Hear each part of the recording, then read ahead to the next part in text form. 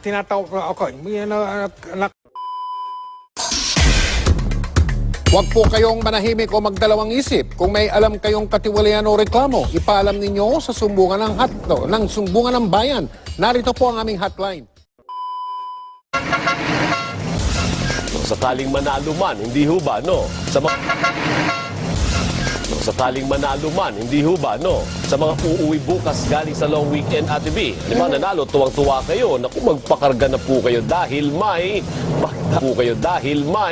pagtaas na naman sa presyo ng petrolyo sa susunod na linggo. Maglalaro po sa 90 hanggang 1 Gs. Good luck naman. Kada litro ang dagdag sa gasolina. Sa diesel naman, 55 hanggang 75 centavos kada litro ang itataas. Pati kerosene po magmamahal din ng 45 hanggang 55 centavos kada litro lahat po.